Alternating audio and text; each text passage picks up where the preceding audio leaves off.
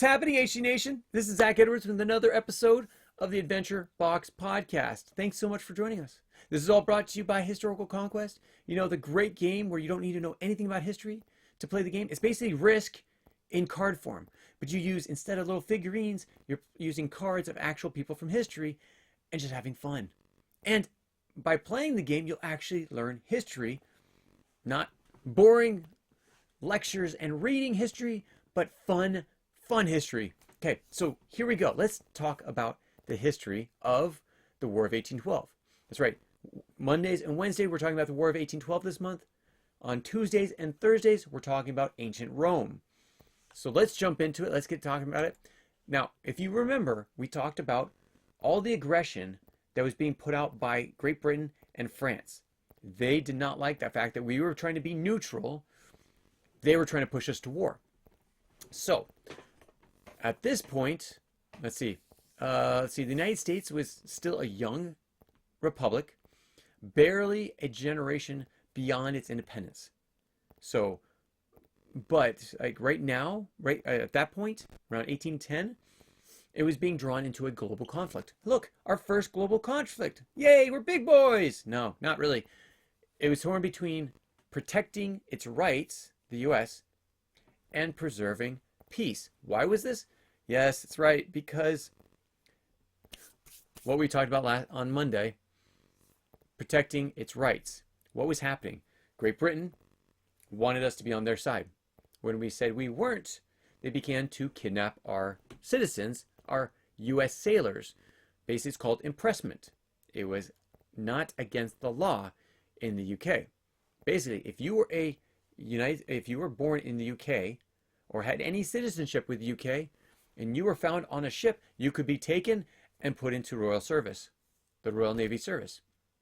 At the same time, as we talked about last week, the British were also supporting the Native Americans from Canada, supporting them to fight back against the westward expansion. A lot of the settlers wanted to move west, especially because of the Embargo Act. Now, the Embargo Act basically said you're not trading with Britain or France or any other foreign country. We're keeping it all in the United States. So that means any goods that you used to have coming from Britain, France, or any other nation were halted. Why is this significant? Because if you don't have, as an entrepreneur, which I am, if I don't have certain things coming from another country, then I have to find it in the United States. If we don't make it in the United States, I'm in trouble.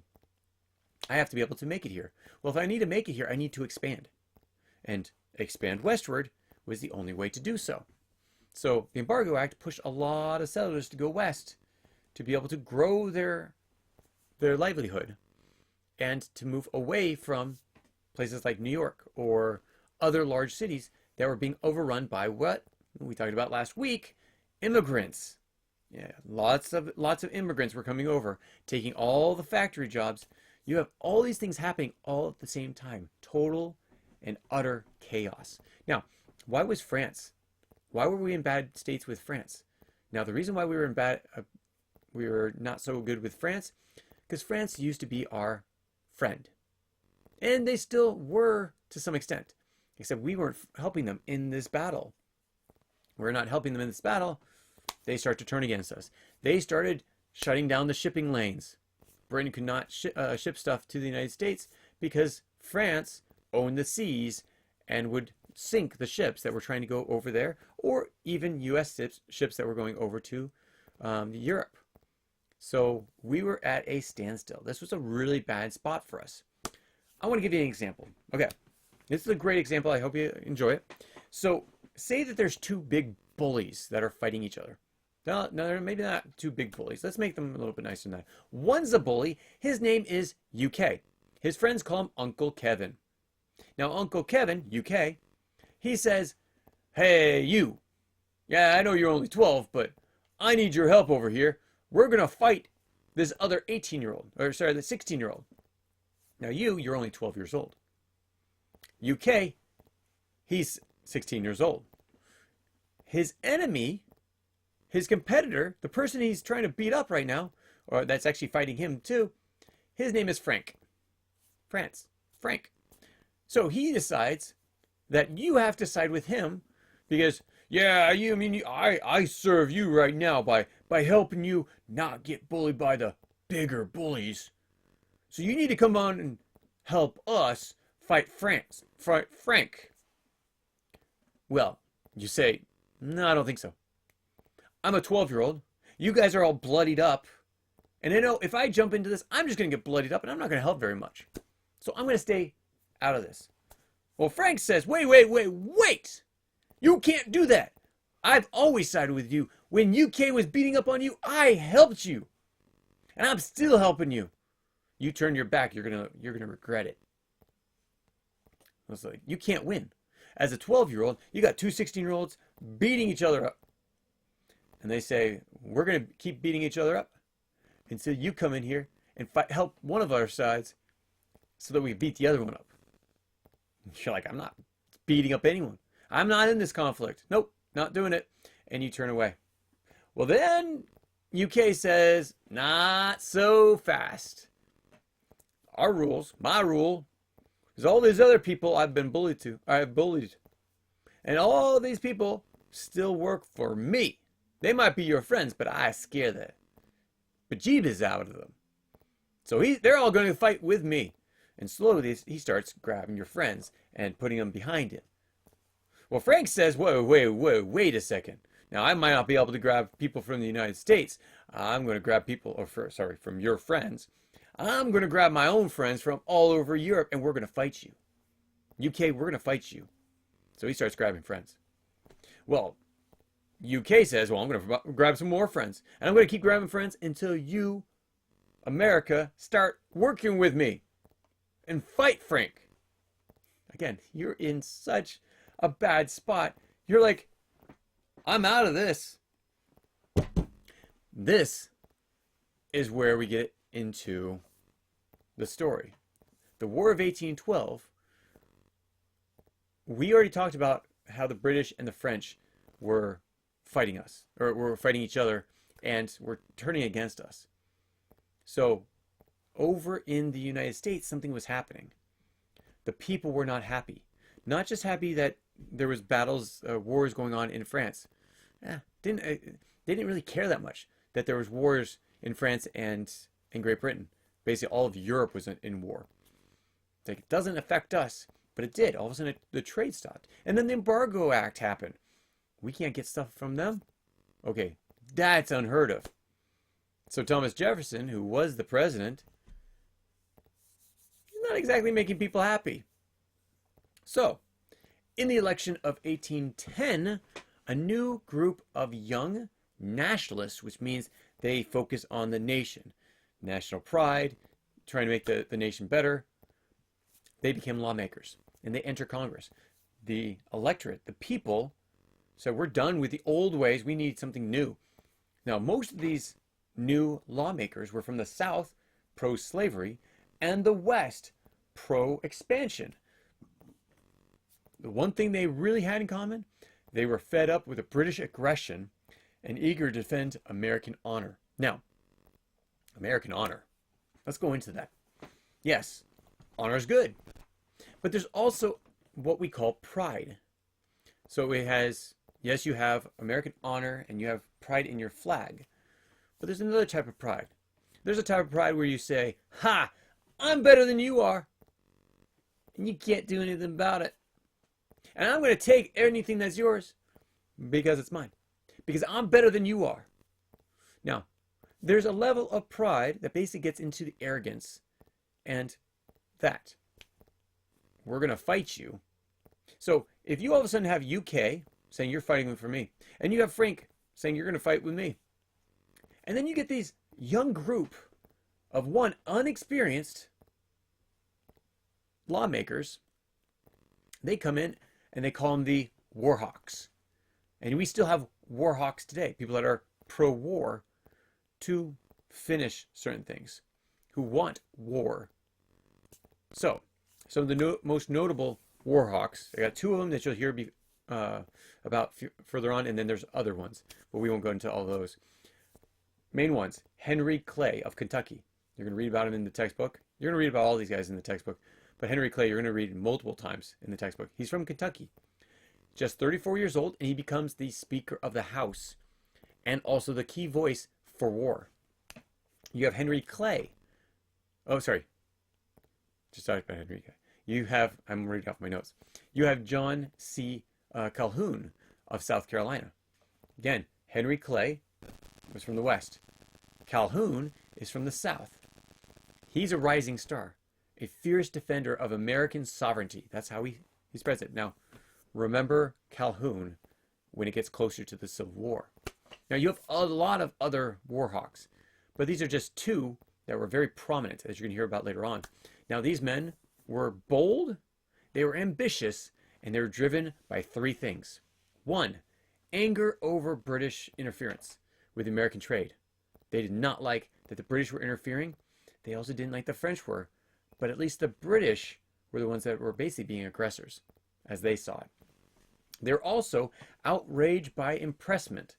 Now again, remember, impressment is when the British stole, kidnapped U.S. sailors. They boarded our ships, stole those men, and made them, forced them into service for the Royal Navy. These were people that have some sort of line back to UK citizenship, to Britain. If you were a citizen of Great Britain, if you were born in Great Britain, any of these things, you could be impressed. Not the other ones, just those. That was British law. If you were a citizen of the United Kingdom, you could be taken into service for the British Navy. So the war hawks also, the third one, is that they feared the continued Native American resistance, the forces that were being created on the frontier, which they believed were fueled by the British. Again, two things that Britain was doing that was hurting the United States. It was the impressment and the Native American resistance supporting them. Well, it was also the British interference with American trade because they didn't like France sending us supplies either. So they weren't just trying to defend U.S. rights. They saw war as a chance to assert American power. That's the point. They said, hey, we might be young. As a 12-year-old, we could beat up these guys, at least one of them. So we should do something like that. But maybe we don't do it directly. Maybe we should do it a different way. We can find a way of doing this. And they even want to expand its territories. Now, okay, UK has a friend. His name is Canny. Not Kenny. Canny. Now, Canny is one of his friends. He's also a 12-year-old. You're like, okay, so what if we beat up Canny? Now, Canny has been helping our enemies, or those that are not our enemies, but those that are taking our lunch money, or those that are cheating from us. No, I shouldn't play that. That's a bad example. Someone that is standing in our way. So we believe that someone's standing in our way from succeeding in school. So Canny is actually helping out those that are standing in the way. Say it's a competition. There's a competition going on in school, and they're one of your competitors. Canny's supplying them with the answers to the test. Now you got to answer the test off your own knowledge. Canny is giving your opponents the answers to the test. Like, that is not fair. You can't do that. So the Warhawks, believe that war was inevitable. You might be 12, and you might not be able to take on UK or France, but you can take on Canny. He's another 12-year-old. So the Warhawks, perhaps this was, their goal, well, they have many goals, but one of them, defending national honor. They wanted to defend national honor, which is notable. They saw inaction as weakness. So, stopping Britain, this was the second thing, stopping British support to the Native American resistance was like one of the top things. So what did they do? They sent a military army, we talked about on Monday, a military army out to, Prophet Town.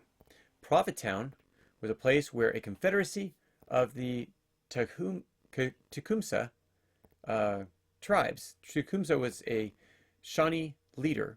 He put those tribes together as a confederacy. Prophet Town was a group of a lot of warriors from these groups. The Warhawks sent out a dispatch to go out and talk to them. And a war ensued, a battle ensued. By the time Tecumseh came back, his people were all dead. Either dead or ran away. The town was destroyed. Now, another thing that the Warhawks wanted to do was protect U.S. trade and maritime rights. Again, no more blockades, which is what the French were doing, and no more seizure of U.S. citizens. No kidnapping of U.S. citizens. So how do you do that? That's a harder one. You can fight the Native Americans. You can fight those in Canada, but how do you fight those that were doing the embargoes, or sorry, not the embargoes, the blockades or the seizures? Because that's a big ocean. So the last thing was their dream of expansion, not just westward, but actually into British Canada. So do they want to fight or beat up Canny? No, maybe they want to turn them to your side. So how do you do that? Well, the Warhawks thought they could, well, and also the Warhawks wanted Florida. Florida was right down there. They wanted Florida, but they're not going to do that right away. So there's a great quote by Henry Clay. This was his quote. "The nation must assert itself. Peace is not always safe, and war is not always ruin." So the nation must assert itself. So we must go to war. Peace is not the safe way. And war is not always going to send you into ruin. That's what he was talking about. So to the Warhawks, the revolutionary spirit had grown too soft. He wanted people to come up in arms again. They wanted action. They pushed pressure on Madison to start moving troops. So not everyone supported the Warhawks. Let me just put this way as well. Not everyone was there being supportive of the Warhawks. Many members of Congress, especially from New England and the North, strongly opposed going to war. Merchants from Massachusetts and Connecticut, they feared war would cripple their trading routes. Well, funny enough, France had already blockaded a lot of trade, and Britain wasn't doing as much trade during this war, but Massachusetts and Connecticut were actually hoping that the war would end and they'd be able to go right back to trade. Others believed that the U.S. military was too weak to fight in a global, to fight two global empires. The Federalists, remember this is those that wanted a centralized government, a stronger centralized government. It was the minority party, remember, at this time, wanted continued diplomacy, talking to them. So, was it talking to them that was going to make a difference? Or was it action that was going to make a difference? What do you think? Put in the comments below. I'd love to hear. What do you think would have actually made a difference for France, who was run by who? Napoleon, who wanted to spread and create an empire. Could have been an empire going into the U.S. You never know. Or Britain, who wanted to just keep the status quo, keep their empire, and stop Napoleon. So those are the two different sides. Well, remember, Great Britain used to be the one that would fight you all the time. So as tensions rose, all eyes turned to what? The White House. And the new president, President James Madison.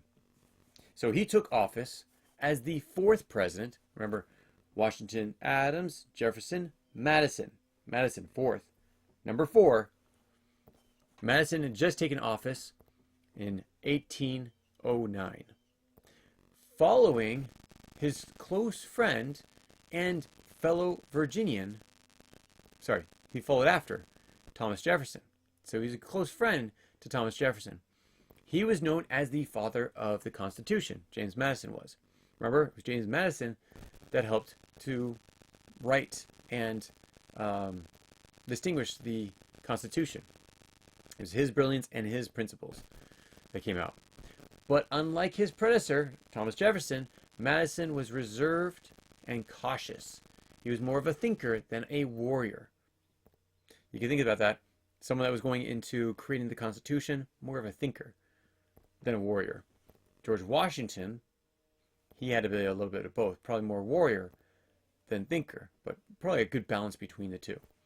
Madison believed in peace through diplomacy. He was working hard to avoid the war with both Britain and France. But from the beginning of his presidency, it was clear that the conflict was brewing, not in Europe, in his own government. So, this is what starts, and I told you about this before, this is what starts the Embargo Act. Now, Madison influenced, he inherited the fallout from the Embargo Act of 1807. No trading. Jefferson's effort to punish both Britain and France by cutting off U.S. trade. The embargo had basically backfired and hurt all the Americans, especially the northern merchants, more than it did the Europeans. You can somewhat see that's a little bit of happening right now. So what's happening? Well, I talked about it on Monday. Today's Wednesday. President Trump is now doing tariffs on every other country around the world. Why is he doing that? Because of unfair trade. So he's doing one of these big acts of difference, something that would change the world as it, or the United States as it is. Now, the United States, for a long time, has had a trade deficit with like every country out there, which means we buy more from other countries than they buy of ours. They then put on tariffs, which basically means they're taxing anybody that's going to buy an American product in their country. So, this is why right now makes the economy not very stable.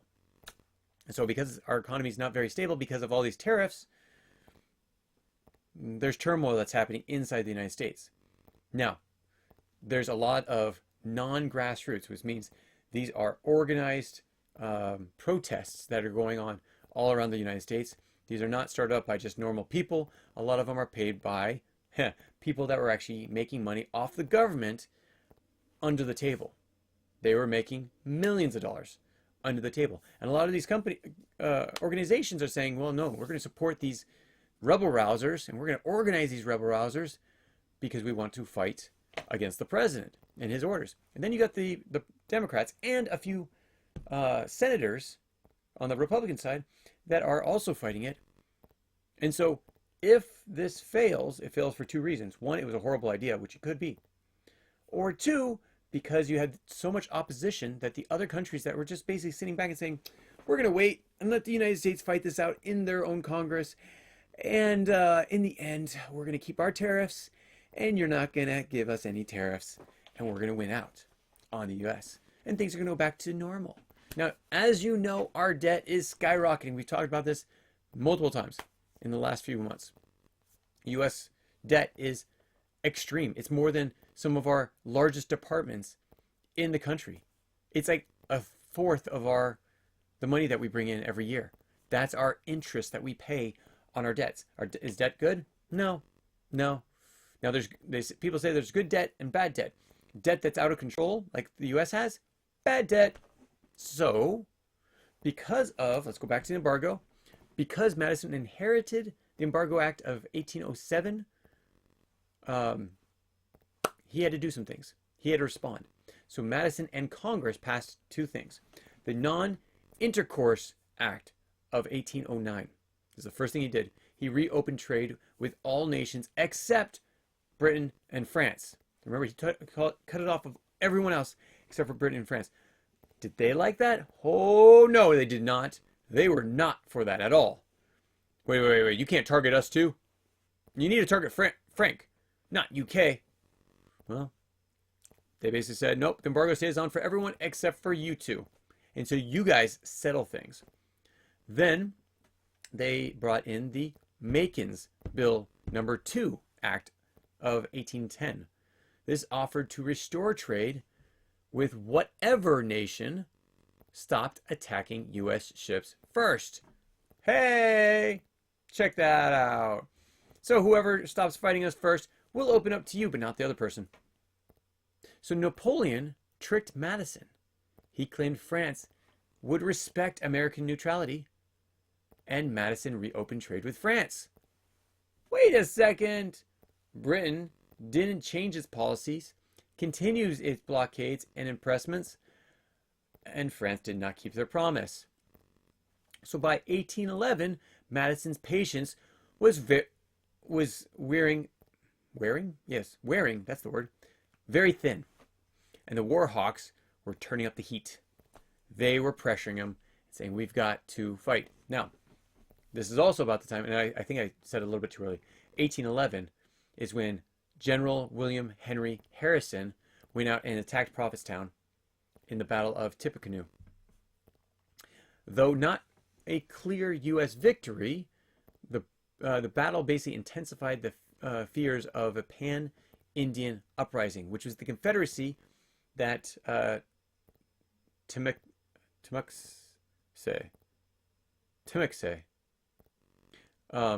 has put together, the Confederacy. Many believed that the British were supplying the Native Americans with weapons and food through Canada. Madison saw the British and Native alliance as a direct threat to American security. So, we haven't started the war yet, but you can tell it's on the line. It is coming. So, in 1812, Madison faces the toughest challenge he's had, hardest choices that he had.